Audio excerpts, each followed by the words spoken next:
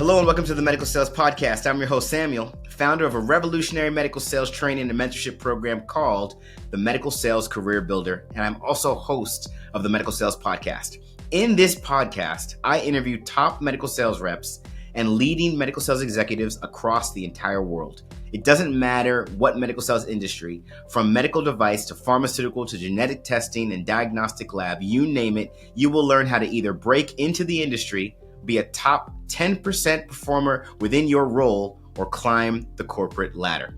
Welcome to the Medical Sales Podcast. And remember, I am a medical sales expert sharing my own opinion about this amazing industry and how it can change your life.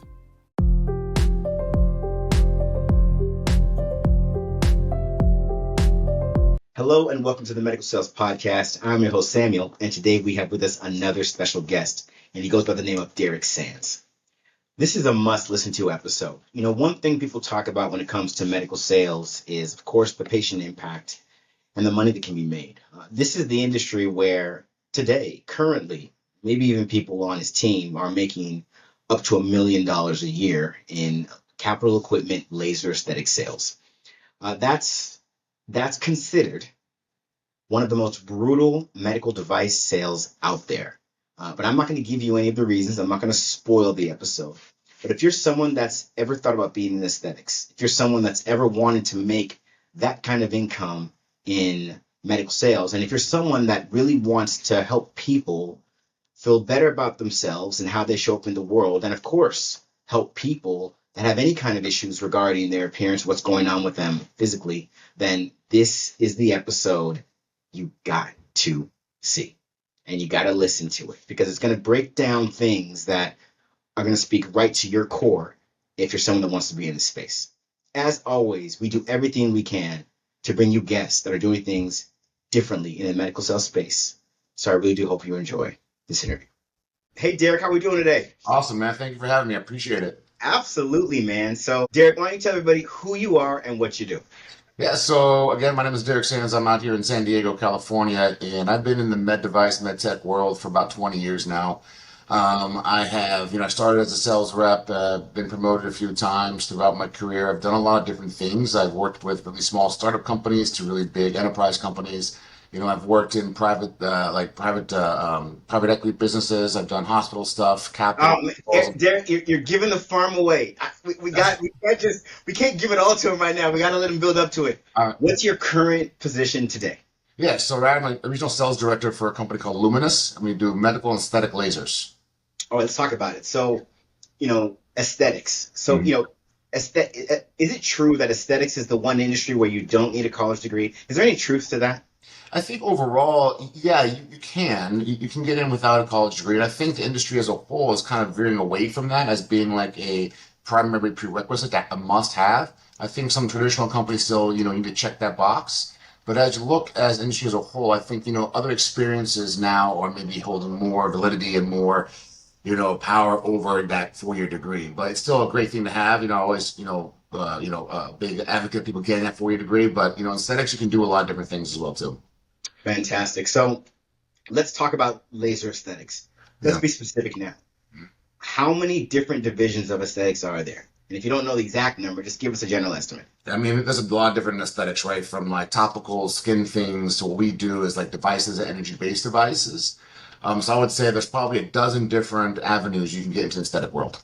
Okay. And with laser aesthetics, what's it to that? Is that a 9 to 5? Is that strictly elective? Is that pop in, pop out? Is that weekends? Talk to us. Yeah, so we do. It's strictly elective, right? It's all cash pay stuff, right? So we call them plastic surgeons, dermatologists, and med spas primarily. So the patients are people coming in that want to do like facial resurfacing, laser hair removal, laser regrowth now in certain areas, right? And so all these things aren't traditionally insurance paid. So they're cash revenue streams for these businesses. So it's a lot of, office-based stuff as opposed to being in the OR of the hospital.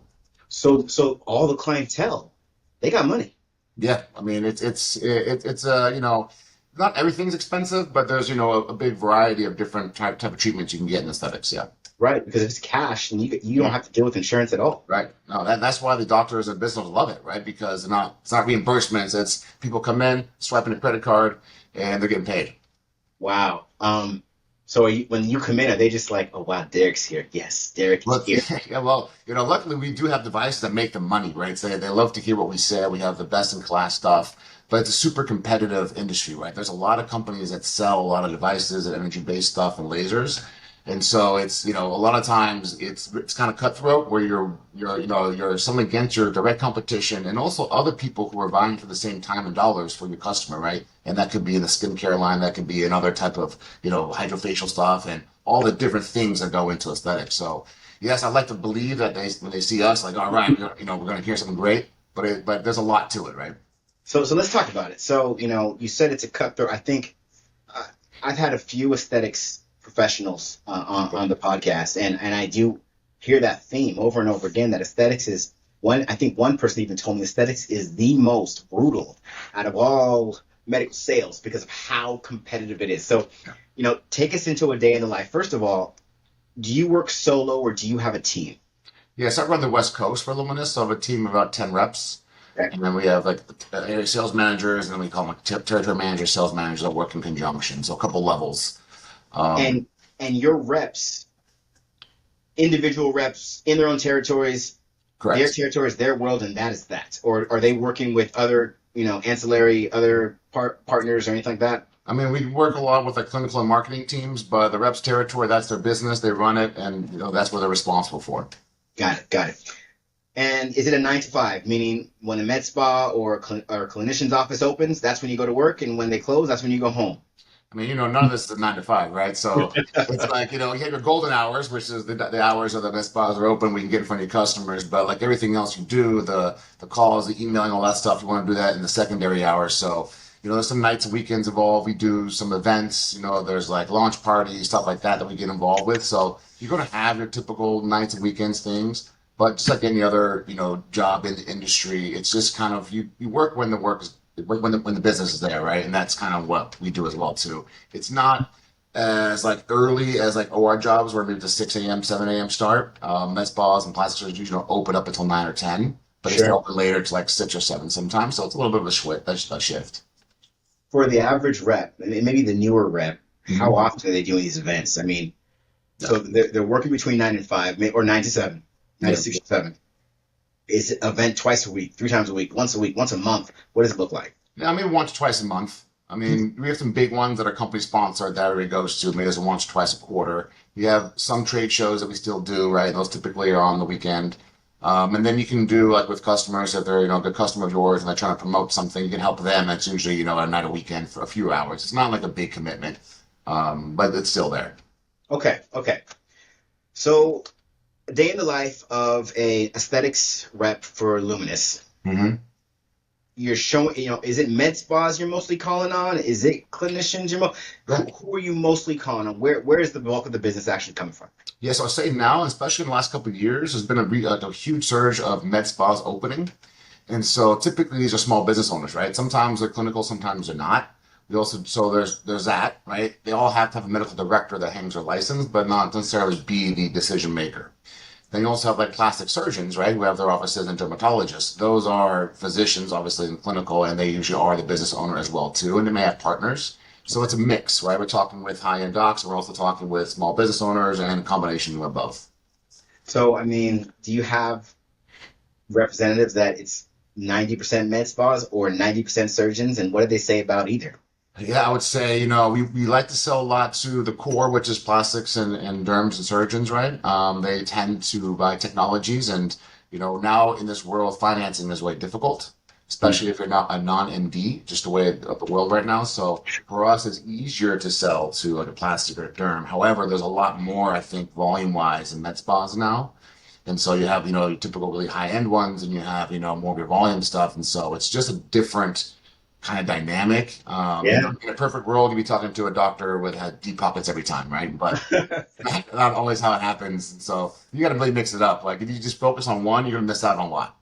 So, I mean, how does the selling style change between when you're selling to a med spa versus selling to a plastic surgeon? Give us a Yeah, little insight. so I mean, depending on the doctor, right? Some doctors really like to be clinical and really, and with the lasers, right? It's optical physics, so you can really nerd out on the tech if you want to. And we don't try to do that all the time. We want to know enough about the technology to have a good presentation, but we don't want to get too deep in the weeds in it.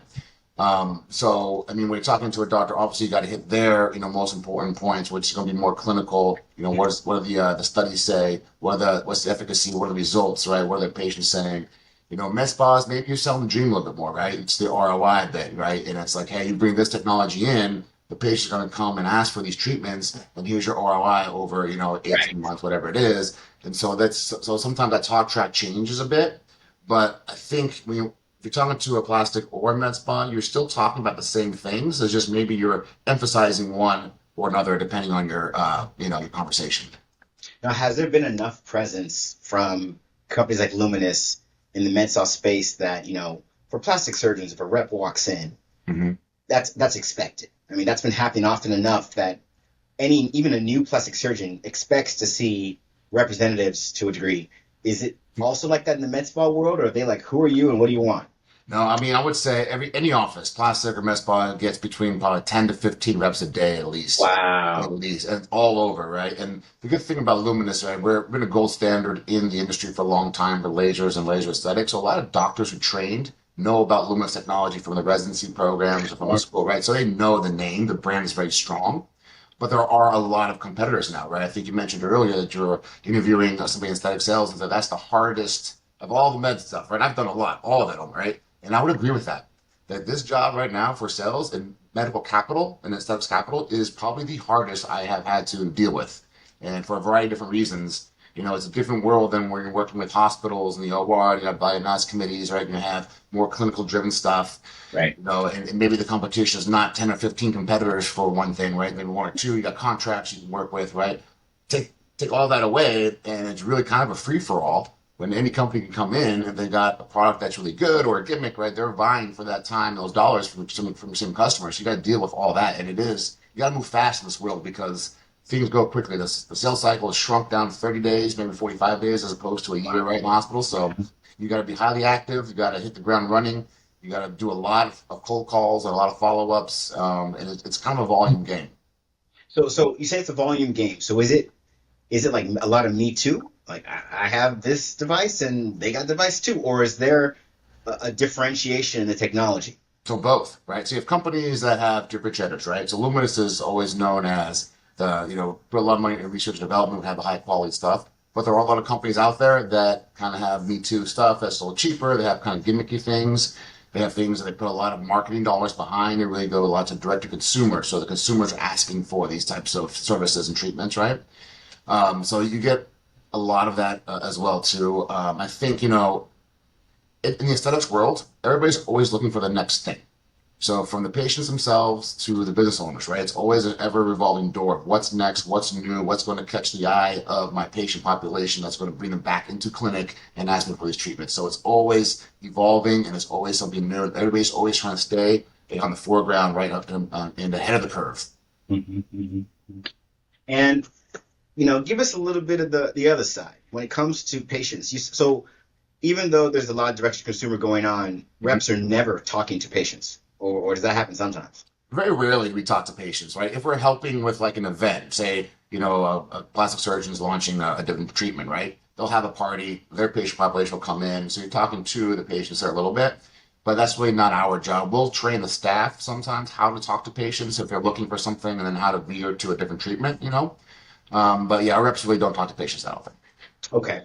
With patients, is laser aesthetics driven mostly by women, or is it actually more even than people think? I think it's a lot more even than people think, right? And so there's different aspects in aesthetics. You've seen a lot of males come in for like laser hair removal, which has been predominantly dominated by female, right, patients. You've seen a lot of males coming in now too and doing those services, right? And so that's been a great uptick for businesses because their patient population just doubled just by more men doing it, right? More like facial stuff. Men are getting more Yeah. involved in that as well too. We just launched a hair restoration device that's actually clinically proven to regrow hair, and so that's going to be both men and female. You think just off the top of your mind, oh, it's going to be a male-driven, thing, Mhm. but actually women suffer from hair loss as well too. Whereas postmenopausal or other things. And so, for females to regrow hair, it's more difficult. It's harder for them to get like a hair transplant. So they need something. So I think to answer your question is like, you're seeing a lot more. It's not just female based. It's both now. And it's still not even, but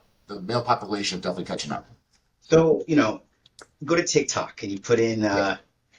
hair restoration, and Hmm. you'll see all these guys like flying out to Colombia or to Turkey or to Hmm. some faraway place, Yeah. spending a couple $1,000s and coming back with a full set of hair. Yeah.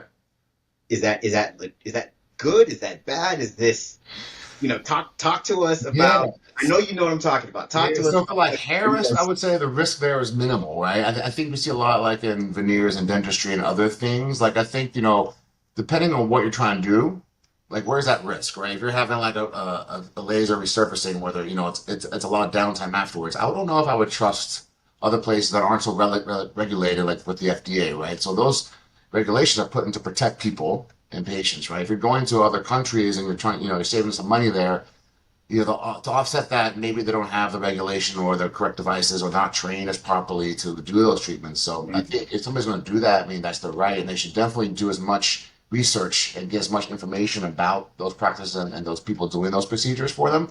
And if they feel good about it, then I think, it's probably okay. But for me personally, or for like my friends and family, I'm like, look, get it done here because we know what we're going to expect, right? You go to Turkey, you don't know what you're going to expect for the most part. Got it. Got it. Now, what years ago, I'm talking almost 20 years ago, I started out in pharma, and Hmm. and uh, and it was general pharma way back then. And you had these physicians that were primary care physicians that suddenly overnight opened up aesthetics practices Yep. and were selling all kinds of treatments and this and that. you know, Talk to us about, does that still go on and it's still like that? And is there a lot of regulation, or is it really just wide open for any practicing physician? So each state has different laws and regulation when it comes to that, but we do see a lot of internists, right? Just MDs, general practitioners who are now opening up aesthetic practices because, it's cash pay, right? You don't have to deal with reimbursements. You don't have to deal with, shrinking reimbursements and, not making the money you want and increasing insurance premiums and all that, right? For your own self. So having a cash pay business is a very smart business move. And I always kind of joke around. You can tell who, like, for the general practitioner, right? Which ones are doing aesthetics? Is it the one driving the Toyota or the one driving the Ferrari? I'll tell you which one it is, right? It's the one that's driving the Ferrari because they're making $1 million, $2 million a year or more because they have all these other verticals of cash pay revenue that maybe you didn't have in a regular general practice, right? Where you're dealing with reimbursements and all that. So I think personally, if you're an MD of any sort, you can open up an aesthetics practice. You should. So with that, if it's that easy, where does for lack of a better word, skill set come Yeah. into play? Like, is it just ridiculously varying degrees, or is it simple enough for a physician to understand that it won't be that challenging to provide good care? Talk to us a little bit about what that looks like. Yeah, so it's easy in the fact that there's not a lot of barriers to entry to open up an aesthetics practice, right? If you're a doctor, you can do that, but you have to be very business sound. The business itself is not easy. I mean, you can talk to anybody that has one. It's very difficult business to get into as far as setting it up and making money on it.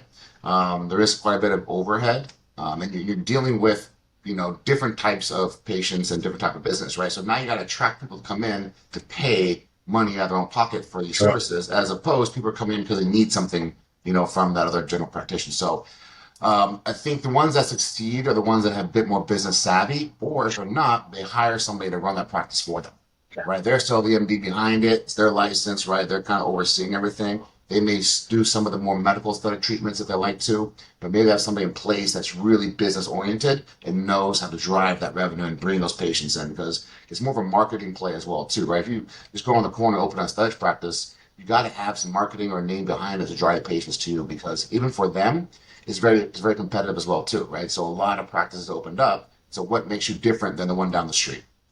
So actually, I don't know that. So it is that competitive now. Oh, yeah. I mean, I'll say, ever since like COVID, right? I mean, the industry kind of exploded during COVID because everybody was at home, right? They're not spending money on traveling or going out to eat, so they're saving money, and they're on Zoom calls all day looking at themselves. I'm like, man, I like the way my face looks.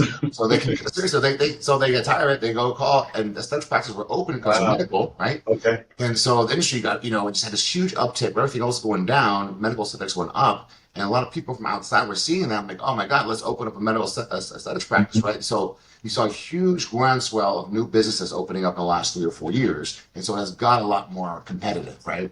Now you still have like your big plastic surgeons or dermatologists have the name behind them. They'll always be fine. It's, Sure. these, the 4X of med spas that opened up in the last 4 years. And we'll see what happens, right?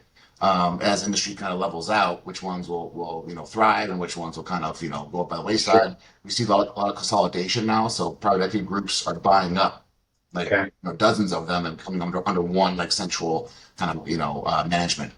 So we see a lot So of, who's okay? So you're saying you might have a situation where you have five different small competitive med spas, Mhm. and then a group is coming to buy them all out. They could, yeah, or maybe just Who's doing the buying? Who are yeah. they? So a lot of these like private equity firms, right? And so what they bring a bunch of money in. They go to, Samuel's Met Spa and say, hey, Samuel, you got a good business here. We want to take this over and offer you an offer to buy a practice. And maybe that you're still in it. Maybe, hey, you're retired, you're done, right? That'd be great. And so then finding these situations, some of them like are the ones that are doing really well. And some of them, specialize on maybe the undervalued ones who are struggling so they can buy them cheaper, turn them around, right? Make money and then sell them off again. And so we see these groups, and they're usually just, generic groups run out of a different state that come in and buying 10 or 100 of them, right, Wow. over time. Not all at one time, but you'll see them kind of getting picked off. In dermatology, we see that a lot too. So there's some big, like, companies that have 100 or 200 dermatology offices that are now kind of like, almost like, in a hospital hierarchy where there's one overarching, Right. Right. Right. Right. let's get more corporate. So would you say that plastics? I just assume that if you're a plastic surgeon, you know this business better than anyone. You could probably hire some people and open your own med spa. Or is that not really happening? And the people opening the med spas are more entrepreneurs that just want to be in that space. So both, right? So I think plastic surgeons, they're more surgical, but they get devices too. And so they may have their plastic surgery practice, right? And then they might open their own med spa also. So they get patients in who maybe are not candidates for, let's say, a facelift surgical one, right? But maybe a laser treatment. So maybe they'll send them to their own med spa, have it done there. And so they kind of have their own referral cycle going on, right? And so we see that, and we see the entrepreneurs who come in and say, look, I can do this business. Let's get office space, let's get a medical director to hang a license, and let's get the marketing machine, kicked up and let's go. Let's take it back to the rep. So, what is the compensation model? The typical compensation model for, and by the way, laser aesthetics, is it capital device laser aesthetics? Is it all the above laser aesthetics? How would you define what you do at Luminous or what your team does at Luminous? Yeah, we're 99% capital, or yeah, Okay. we have very, very little disposables or consumables. So it's a capital sale. Okay. So, our audience, many people are in the industry and a Mhm. whole bunch of people aren't. Yep. Describe for our audience what you mean when you say capital equipment. So a box, right? So a laser is a device itself. These lasers cost between say $80,000 to $250,000. You sell one that goes to your number. You don't get any recurring residual off of that. So it's drop a box. Treat your customers well. Go find another deal to sell, right? So it's always it's all net new business. Okay. So, okay, perfect segue. So give us a little bit more about the compensation model. Is there a base salary typically? Is it all commission typically? What does it look like? I would say for us, and the industry is pretty much in line with each other, different companies, but bases are between like 60 to 90,000 a year, probably on target earnings. First years in the 300s, I would say comfortably. We have a lot of discretion on how much we sell devices for. So we have a price card, right? You get higher margin, you get a higher percent commission.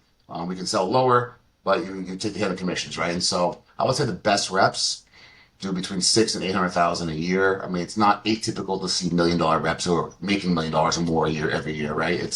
Those are special people who know the business, have probably built a business in their area, and so a lot of Mhm. customers know them. And there was companies, that hit the ground running. Cynosure, when they brought the Mona Lisa laser back 10, 12 years ago, those reps crushed it, right? In mode with the Morpheus 8, that when they hit the ground, it was a lot of, people wanting those devices, right? And so the reps were Mhm. out there and they made a lot of money, right? And so it's definitely the opportunities there. It's a pretty simple formula of this job. It's like be highly active, do a lot of stuff, and be able to close. Right? But Mhm. it's not easy. It's a very hard job, and that's why you see people making this kind of dollars. Because if it was easy, the money wouldn't be there, right? So Right. only if Right. people can get in and do it and actually survive. And you see Mhm. a lot of churn in this industry, like probably 60, 70% turnover yearly. And a lot of it is because people think they want to do it, right? It sounds Wow. sexy and Big aesthetics, right? piece. Yeah, dude, it's crazy. Like we're always hiring, right? Everybody's always like hiring because you never Sure. know when people burn out and stuff like that. Yeah. So let's get into it because I mean, I'm going to tell you right now. 100,000 people just heard you say that $1 million can be made, and now they're Yeah. really paying attention. So let's Yeah. talk about it. What does it look like for that rep that is making that kind of money? That's not burning out. That's just doing this, and this is what they do. Yeah. Best example you can. What does life look like? So essentially, they have a team, right? And so they'll have like territory managers, which is a level below them, who all they do is set meetings for them, set closing meetings, right? And then the full line rep, the senior rep will go in and close. And so when you have that machine running smoothly, the rep making $1 million, they're just every day hitting closing meetings, right? Closing business every How day. many? How many a day on the average for a rep like I that? would say if they're doing that, they're probably closing 2 to 3 big devices a week.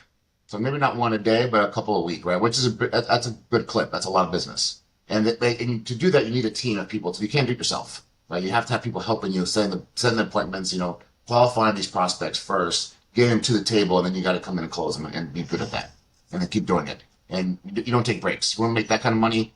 There's no holidays, no birthdays. You go when the business is there, and money doesn't sleep, right? So if you want a job that's a bit more like that or not make that money, then there's out there. But if you really want to be that rep to make $1 million in a year, you can do that. You just sacrifice some other things. Okay, let's take it further. Yeah. I mean, if you can think of a generic person that fits this, what does their life look like? Are they married? Are they single? Do they really not take any holiday or vacations? I mean, talk to us. Yeah, I mean, I would say at that level, I mean, it doesn't really matter married or single. I think as long as their spouse understands that.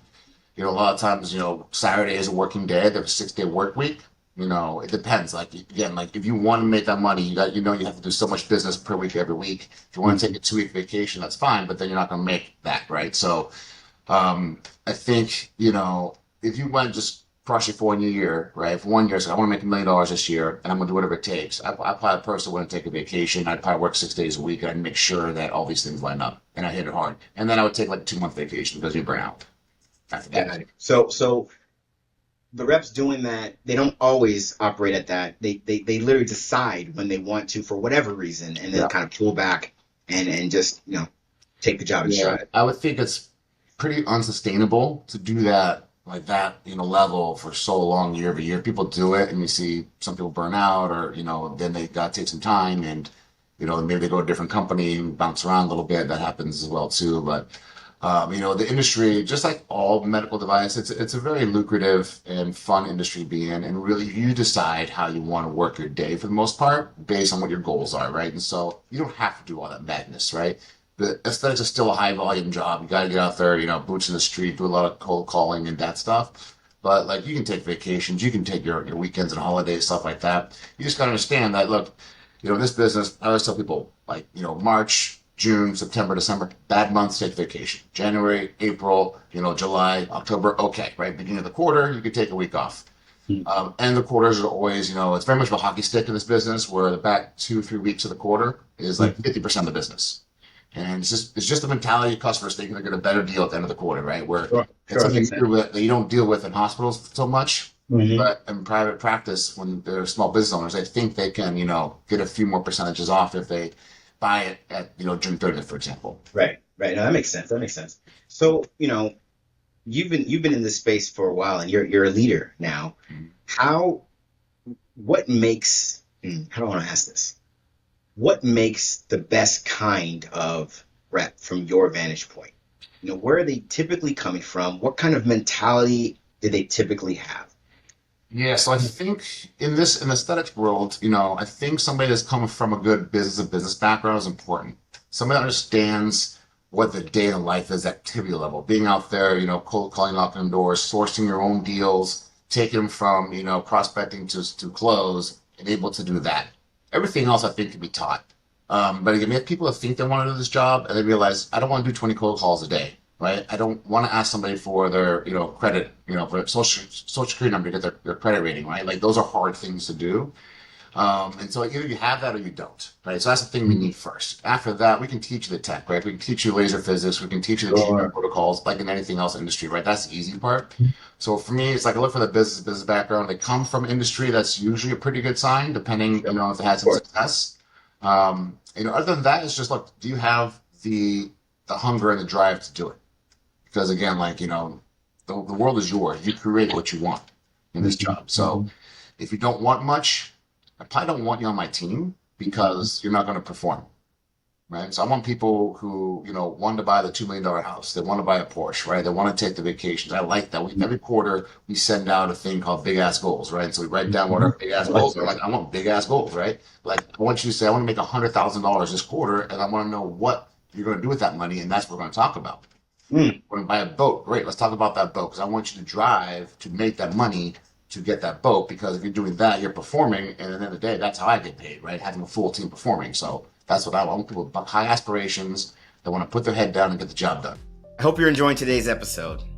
And I want to let you know our programs cover the entire career of a medical sales professional. From getting into the medical sales industry, to training on how to be a top performer in the medical sales industry, to masterfully navigating your career to executive level leadership. These programs are personalized and customized for your specific career and background and trained by over 50 experts, including surgeons. Our results speak for ourselves, and we're landing positions for our candidates in less than 120 days in top medical technology companies like Stryker, Medtronic, Merck, Abbott, you name it. Would you run an Ironman race without training and a strategy? You wouldn't. So why are you trying to do the same with a medical sales position? You need training, you need a strategy, and you need to visit evolveyoursuccess.com, fill out the application, schedule some time with one of our account executives, and let's get you into the position that you've always dreamed of. I'm thinking about that scene from Glengarry Ross right Yep. now. That killer salesman that knows why he's there and goes after those It's a big. little bit like that, right? It's a little. I mean, this is a salesy sales job for sure. Yeah. I like it. I like it. So on the other side of that, then, right? What does it look like from the company's point of view? What's considered not performing? When is the company like, look, if you don't figure it out, first of all, what kind of tolerance does a company like Luminous have for someone that's not performing, that's not doing what they need to do in 1 quarter, 2 quarters? I mean, yeah. There is really no excuse for not selling something in a quarter, right? I mean, it happens. The quota is around, say, like 2.5 million for the year. So break it up about 600,000, 500,000 a quarter. It escalates as the year goes on. But if you're not performing, if you're, 20, 30% the plan every quarter for 2 or 3 quarters, you're going to be put on a plan, right? So maybe 2 quarters, right? And then we look at, okay, are you doing the things, right? If you're 20% the plan 1 quarter and you're not doing the things, that's going to be a bigger problem faster. We'll probably have to manage you out quicker, right? So, now if you're doing all the things, just, have bad luck or something in personal life happen, yeah, we take all that considerations. Hey, this is a Sure. good person. They're doing everything. They just have a little, stumbling block. We'll get you back up and going, and you'll start performing, right? So, it's our job as leadership to find out, okay, where are the people who are struggling? Why are they struggling? And what do we do to fix it? Does that mean put them on plan, manage them out? Or does it mean, do they need more training perhaps? Or, some other things and try to do that. So, Mhm. No, that makes sense. And then, okay, so we've talked about the drive that someone needs to have because for themselves. What about the other side of that? What about what you're actually doing for the patient? I mean, yeah. give me, what I love to ask is, whether you saw this through one of your reps or way back in the day when you were one, when did you see someone go through something that you sold that you said, whoa, this is Yeah. this is what I'm doing.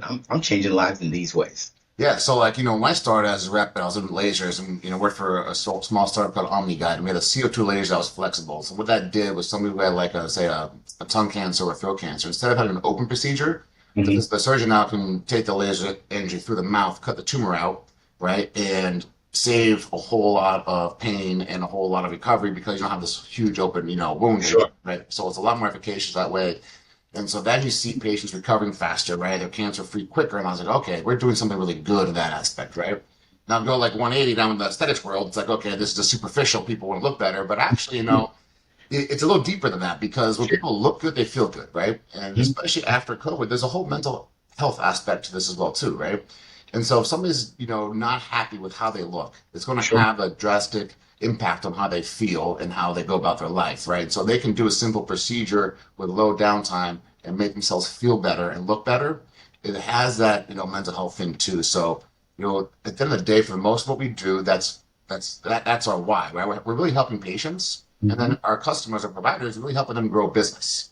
And so, and the more patients they can help, the better the Right. business gets too, and they're going to help people as well too. So it's a different, area of the spectrum, right? It's like, treating cancer patients on one side, and then it's like, okay, making patients feel better, about that as well too. And and even patients with like burn scars and like a really bad scar or acne, right? These devices can really help them, with functionability of areas of the body and also just aesthetically looking better, right? And so that has a huge impact too. Wow. Okay. Tell us, what are the top 2 to 3 things that just aren't pleasant about the job that just comes with it? If somebody wants to get into this space, this might not. I don't want to use bad words, but I want to make my point. This might suck. Tell us what are those 2 3 things that you just got to know going in that we might experience. We most likely will experience this if you take this job. Yeah, so I think the main thing, right, this is a huge emotional roller coaster. You have really, really high highs and really low lows, and so you can't take things personally.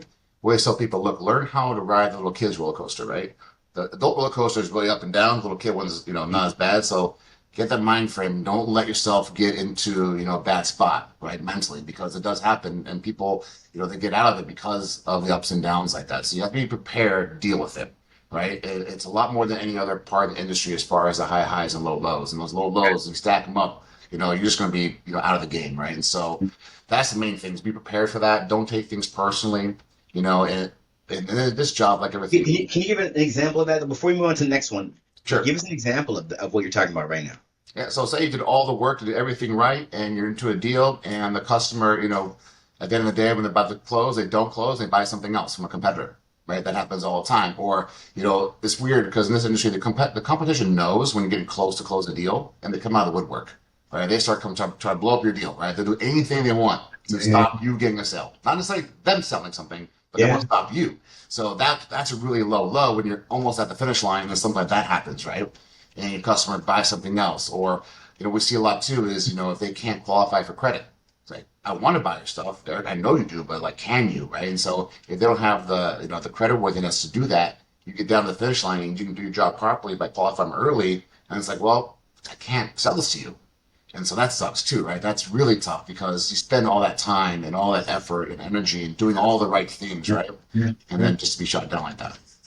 Okay, that's one. Give it 1 or 2 more. Yeah, so I think, here you got to be super active, right? Again, like out every day. We don't take office days, right? This is 5 days a week in the streets, knocking on doors. We work in our cars, right? We have our meetings and stuff like that, but you have to be okay with like, Monday at 8 a.m., I'm driving into the territory, I'm doing my things and be super active like that. If you're the kind of person that doesn't want to be always, bounce around, then that's something to take consideration too.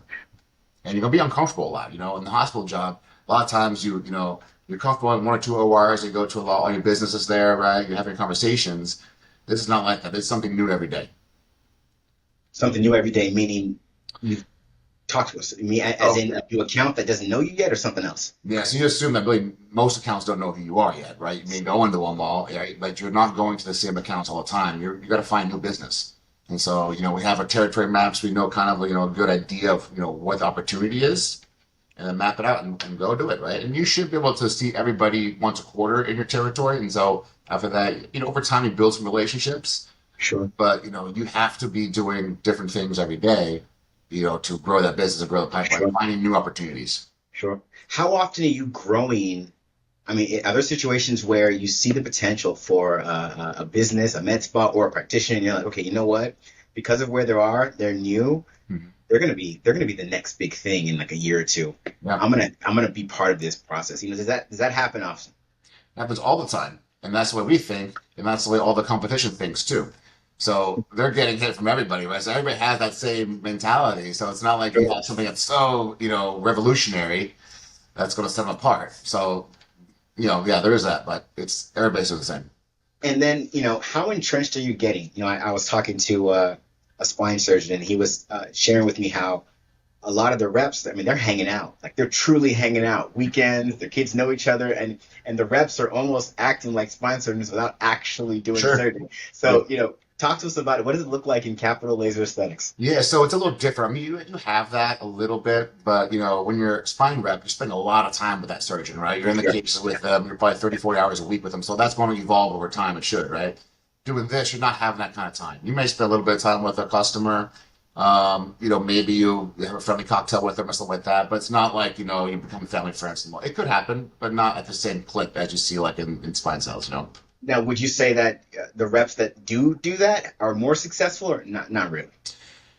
I mean, in this business, one friendly client is not going to make your number, right? They're just not going to buy all they need. So if you spend all your time with them, you're going to shoot yourself in the foot. But if you're just Sure. a really personal person that makes good relationships, yeah, it will help you because Sure. when that customer needs something, they're going to call you first, Sure. right? So you can't rely on it 100%, but it's definitely a positive thing. But you Okay. have to always be thinking about, hey, where's the next new opportunity coming from? Got it. Got it. Now, I want to get back to that 60, 70%. I mean, that's a lot. That's high. Yeah. Who's doing that? Is that new people that had no idea that are coming from other medical sales and saying, oh my gosh, this is not it?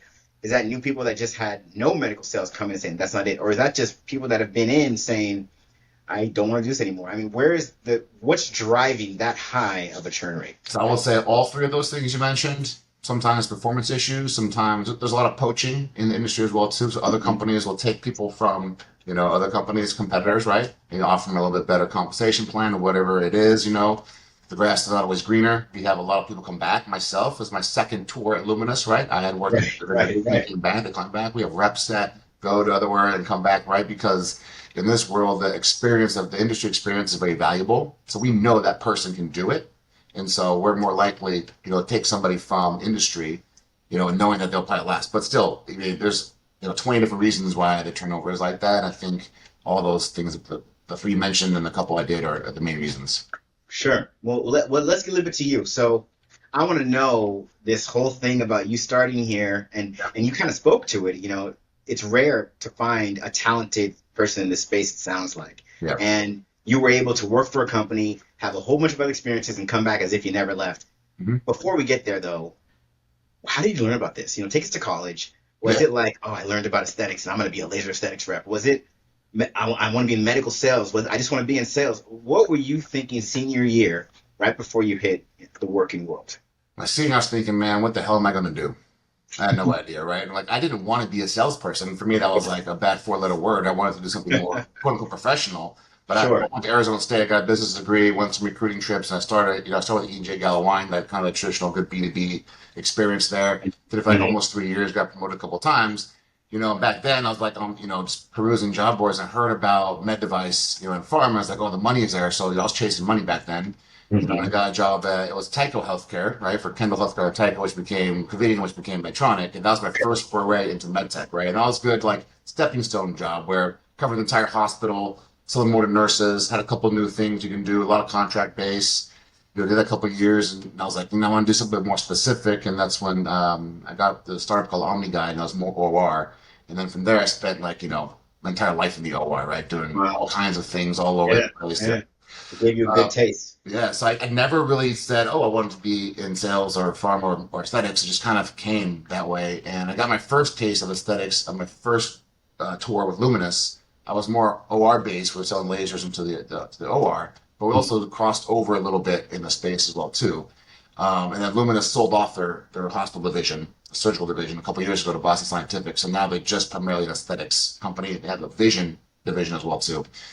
So I was like, I like the private practice kind of sell. You don't have to deal with all the bureaucration in a hospital, right? The OR for Sure. me was not as fun as it was back in 2005 and 6 and Sure. 7, where you can Sure. have free reign. There's all Right. these regulations, and they didn't allow It got reps. even worse after COVID. You can't, yeah, and then so it's really shut down. So like, I like mixing it up and doing things, right? And so in the private practice world, it gave me more an opportunity to do that. So I wanted to make that change. And then when Luminous called me back and say, hey, Derek, we need somebody in the West again, I'm like, oh, well, now I can go full force into this. You know, this aesthetics machine, this monster that it is what it is. But it's fun. It is definitely a different business than maybe I expected a bit and what I had, previously experienced in the hospital world. But I had some experience in private practice and some of my things before, so I wasn't completely caught off guard. But So talk to us. Okay, so you know, I want to hear about I want to hear what happened when you took it out of Luminous and then you came back to Luminous. Like what was going on? Was it, share as much as you can about what was going on in your life that Yeah. was driving these decisions. I think at that moment when I left Luminous, it was because I was really getting burnt out in the hospital cell, right? Sure. And so I wanted to do something more private practice. I stayed in lasers. I went to a dental company, a dental laser company, where it was dentists, small business owners outside the hospital doing that. What was Um, that like? it was good. It was fun. It was a lot.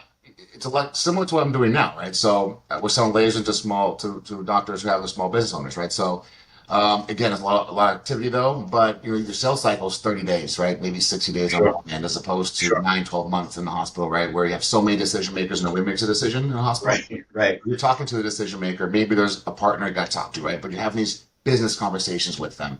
And so I really wanted to get more into that. And that's kind of how I went this direction outside of the hospital, more into private practice. Got it. Okay. And so continue. You went to Yeah. private practice. You hung Yeah. out there for a little while, and then Yep. And then after that, I did work for a company called Sotera, where I was a VP of global sales, and that was more of a startup. It was kind of back in the hospitals, was different, but it was an opportunity that, hey, I can take a much bigger jump in my career and really have a lot of say with the whole commercial organization. how did you find out about this opportunity? Yeah, so I was actually doing a little like consulting work with the CEO. I did a consultancy practice for a couple of years, like during COVID as well too. And so I worked with really small startups, kind of running their commercial organization, setting it up, doing the sales training, stuff like that, the playbooks and all that. And so I was working with the CEO who needed a little bit of help. And then he's like, "Hey, Derek, we got a round of funding. Do you want to come over full time and be the VP?" So I was like, "That's a good opportunity." So I did that. Yeah, It sure. made some chart changes, right? Were really good, Right. but then we got acquired by the one of the main investors, and they really changed everything. They brought all their own people in, and so I see the writing on the wall there. And the timing when Luminous then had called me was just perfect. I'm like, you know what? This is not sustainable now. It's become a very toxic culture in this company. And I know Luminous, the president's been there for a long time. I know the VP, they're good people, good products, right? It's a good company to work for. So I'm like, let's do that.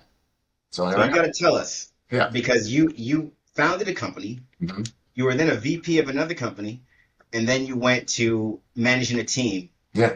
How, what's different? What's different now with those kinds of experiences?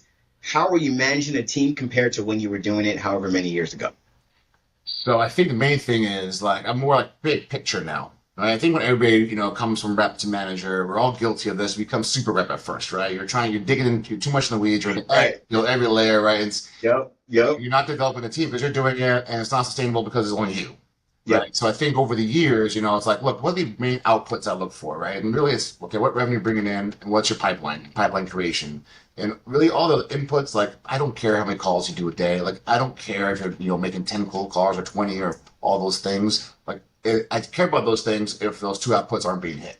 Right? Then I'll dig deeper. So for me, it's like, what's the general direction from the leadership giving me? How do I manage a team towards that? And how do I motivate them, inspire them to get there? And what do they need for me to help them get there, right? And that's mainly how I manage now. So, I'm still much of a team player and a coach, but You I give them autonomy. yeah, a lot Give of them the time. Yep, opportunity. I don't Yeah. micromanage. I don't like to be micromanaged. I Mhm. don't want to do it. So I was like, hey, look, here's your goal. You're grown up. You're professional. These are things we expect from you. Go do it. And if you don't do it, then I'm gonna ask why. And if that's the change we needed, then that's what's going to happen, right? And so that will happen sooner than later, the most part, right? You don't want to keep a person not doing the job on the team for a long time just because you're scared to make a change. It's our job to root that out Sure. and then make that change. So, we're in California, the best place in the world. I agree. And so you got 10 reps. Yeah. They're all in California? So my region now is California, Oregon, Washington, Alaska. Okay. This is like the smallest piece of dirt I've ever managed in my life. So I usually have like 9 or 20 states or the whole country or Okay. whatever, right? So, Wow. Okay. yeah, so I go to Alaska, Washington, Oregon a bit. Now, would you say that California is the hub for this kind of work, or no? It's nationwide and everyone is kind of doing their thing as far as aesthetics. Yeah, I think it's nationwide, right? Obviously, the more populous states, your Floridas, your New Yorks, Jerseys, you're going to have a lot more of it. I think in the middle, it's probably less of the stuff. People think, oh, LA and Hollywood and all this stuff, plastic surgery, and Beverly Hills. Yeah, there is a lot of that, but there's opportunity everywhere. I mean, some of our best reps are, in the South, right? Or, in places where we would think they're not, right? Yeah. So it's really a national thing. How many, if ever, reps have said, you know what, I'm going to go open up my own med spa? More than I thought. So I know for a fact, on our team, that's like an end goal for reps, right? It's get in, make some money, learn the business, right? And maybe, down the line, like nobody wants to sell lasers forever. It's hard to Sure. do, right? Sure. Opening a med spa is, a business Have you director, a lot of take, yeah. have you seen it? In process happening. Yeah, we have some clinical Wow. people that do have their own med spas on the side also. That Okay. work on the clinical side, right? So there is a lot of carryover there. Oh, so your company, so Luminous encourages it. I don't know if we encourage it, but we have like per diems that work for us, and maybe their full time job is running their own med spa, and then they come work do some stuff for Luminous as well too. Like Luminous doesn't Nice. want you to have another job, right? Especially in sales, you got to. But when people Right. Right. maybe transition out of sales, they'll go and Sure. open up their own med spa. Yeah, it happens. Wow. Okay. Let's take it back to you now. Yeah. You've had an amazing career. You're clearly a high performer in the most brutal, right? Our limited opinion, but in the most brutal device sales in the world. How do you do it, man? What grounds you? Do you have a family? Do you wake up at a certain time? Do you have a regimen you follow? Give us a little bit of how Derek gets it done. Yeah, so I'm very much like win the morning, win the day, right? So I'm up early all the time, get, usually around 5, a little earlier. I usually work out in the morning, get that done, and just it's a go, right? And but on the opposite, I'm not a night person. Like at 8 p.m. I turn to a pumpkin, so I get everything done during the day, right?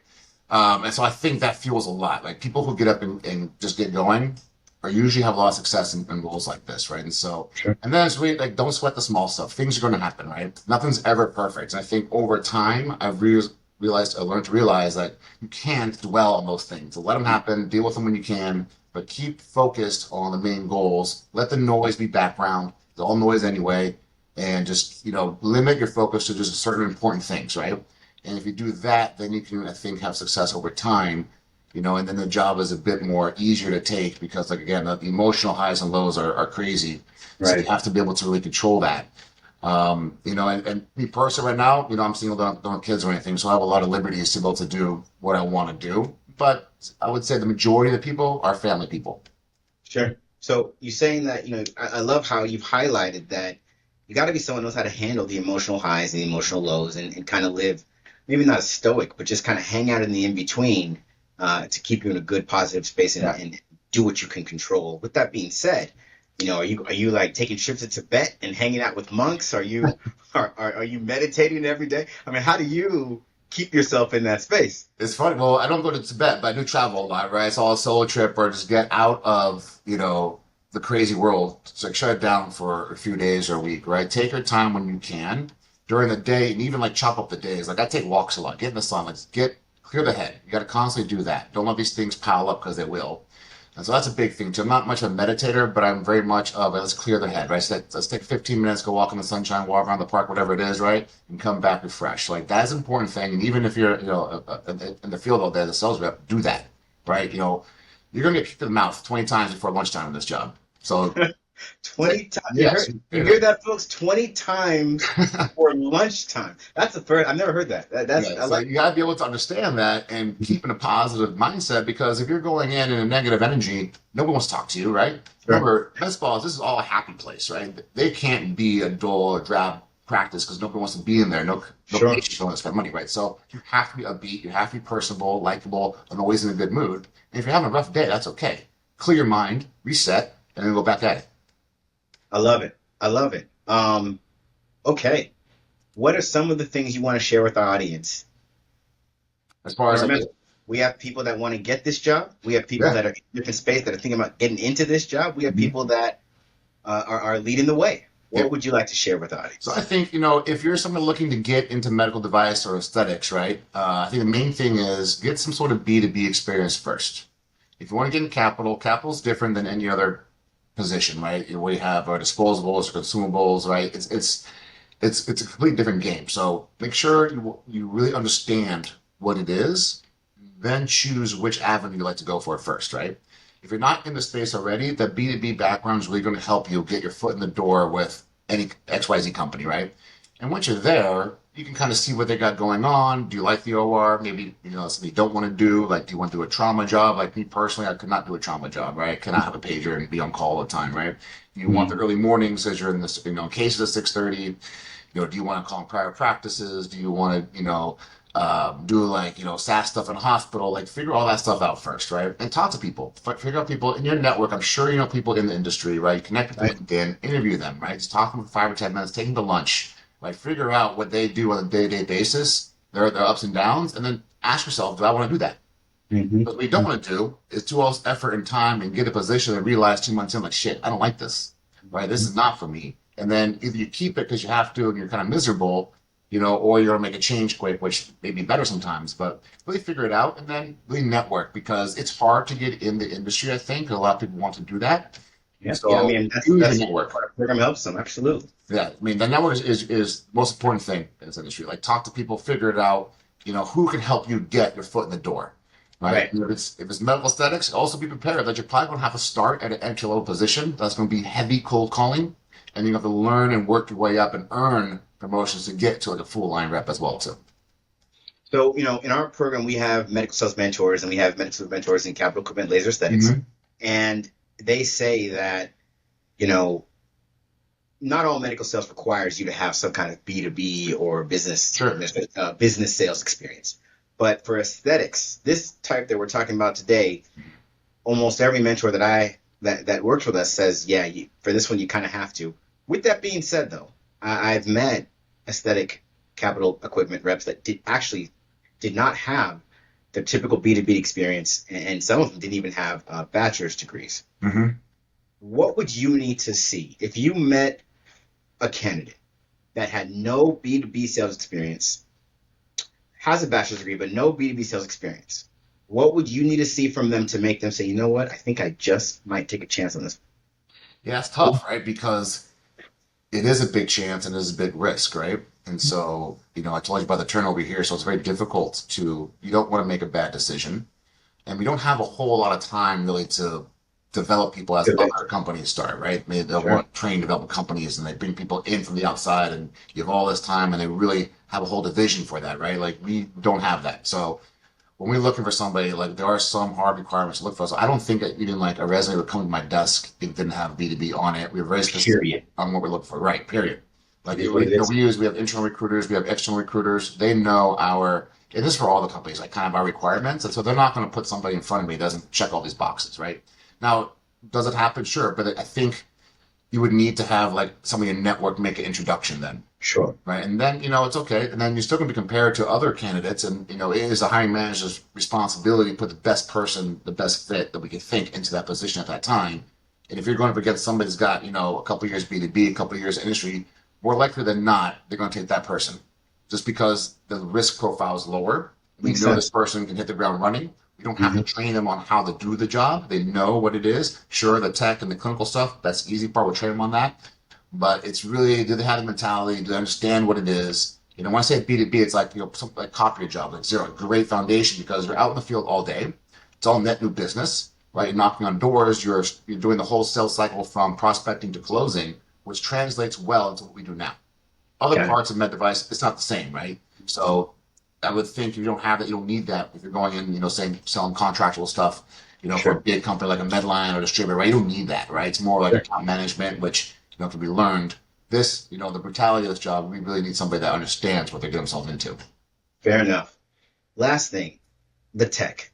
How fast does the tech move in this space? Is it, what was happening 2 years ago is completely obsolete, or is it more like, these therapies are around for a while and you just keep working at them and they get slowly refined? What does the tech look like? The advancement of the tech look like in capital Yeah, equipment laser I studies? think both, right? So you have like your core traditional modalities and treatments and technologies that have been around for a couple of decades and they just, get improve over time. And Sure. that's kind of like, the fallback on everything. And then you're always going to have the new stuff, right? People always need something new, and it could be, sometimes it's kind of gimmicky, right? Like they're, recycling the old technology, putting a new, box on it and putting a bunch of marketing dollars behind it. And it's like, okay, drive it that way. But I would say every year or so, you'll see some new things at some sort of level of being like, really legit or not. So you get both. So, I guess this, for example, let's talk Luminous. Yeah. Are there technologies that, med spas and plastic surgeons are clamoring for? They can't wait to see be released? Mhm. Or is that not, does that type of thing not happen as often? Speak a little bit to that. Yeah, I think, Luminous is more like we're known as the, gold standard tech for like CO2 lasers and IPL. We invented these technologies. And so once you have one of those, you don't really need any more. And then Luminous also how we have new stuff too, right? So I don't think anybody's ever clamoring, okay, what's coming out next? I need to have it as much. That happens very rarely. It's more like, okay, the opportunities are there. A lot of business owners don't really know yet what's coming. And so they rely on the reps to educate them and say, okay, we have this coming and there's this technology, this does this. This is a new treatment you can market to your patients, right? This technology might bring new patients into your practice. Like those are the things, and what's the device behind it? At the end of the day, I don't think that customers really care what the product is, right? They Mm. really care about like, is this going to make me money? Are my patients going to like it? Does it work? Is it going to hurt them? Are they going to pay for it? Right? And then at the end of the day, it could be a toaster oven. They don't care, right? As long as those boxes are checked, that's what we're really doing, right? Now on the traditional tech, like the CO2 is very important. It's a class 4 laser, right? It's very highly technical and clinical. You want to have the gold standard using that, and that's where Luminous fits in perfectly on that aspect as well too. Got it. Okay. We got one more thing to do, Yeah, Derek. Are you ready? I'm ready. This is the lightning round. Okay. All right. I'm going to ask you 4 questions. You have less than 10 seconds to answer. Uh, First question. What's the best book you've read in the last 6 months? Pitch Anything, a sales book by Oren Clough. That's a good sales book. Okay. One more time, the author. Owen Clough, I believe. Ian Clark. Yeah, it's Okay. called Pitch Anything. That's going to be in the show notes, and I Yeah, haven't heard that. I'm going to check that one it's out. good. Okay.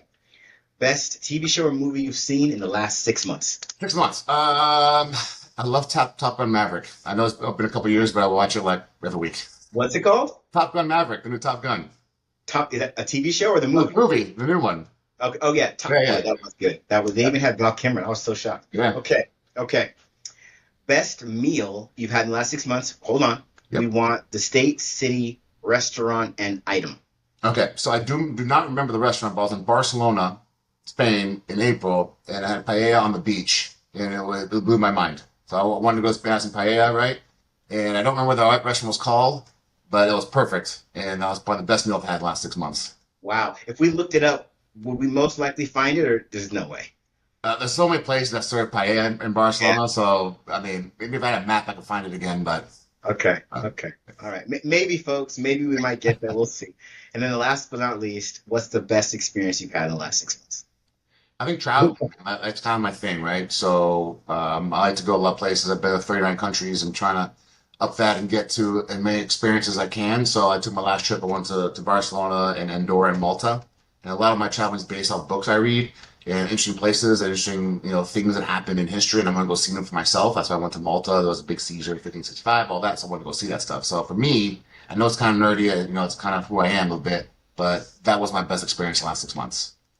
That's awesome. Derek, it was awesome having you on the show. Thank you for sharing all your wisdom with us. And we can't wait to see what you do Hey, next. Sal, appreciate it, man. Thanks a lot. It was really fun being here. Absolutely. And that was Derek Sanz. Powerful stuff. I mean, gosh, what I loved about this episode is how much you can do in this space, right? You can be someone that makes a great income, change people's lives. You can be someone that makes a ridiculous income, $1 million a year, and change people's lives, and still retreat when you're done with it. Open up your own practice as a med spa and be a businessman with a business you've literally spent your professional life learning about. I mean, it doesn't get much cooler than that as far as career plans and a career trajectory go. And Derek is clearly, he's living a lot of that dream. If you're someone that wants to be in medical sales and you want to be in capital aesthetics, laser aesthetics, you already know what I'm going to say. We work with people like Derek. We have mentors like Derek, people that will speak with you, train you, help you get into these types of positions if this is where you belong. And not only that, we're going to take the time to really find out if you're the right person for this kind of position. And we're going to do all these things in our program, the Medical Sales Career Builder. Go to evolveyoursuccess.com right now and fill out the application. You're going to go through a few interviews, and we're going to see if our program, the Medical Sales Career Builder, is the program that's going to change your life and put you in a position like the people on Derek's team. As always, we do our best to bring you guests that are doing things differently in the medical sales space. So make sure you tune in next week for another episode of the Medical Sales Podcast. I hope you enjoyed today's episode. And remember, I have a customized and personalized program that gets you into the medical technology industry as a sales professional, or any type of role for that matter.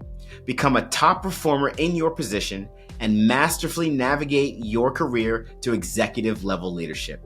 Check out these programs and learn more at evolvesuccess.com by visiting our site, filling out an application, schedule some time with one of our account executives, and allowing us to get you where you need to be. Stay tuned for more awesome content with amazing interviews on the Medical Sales Podcast.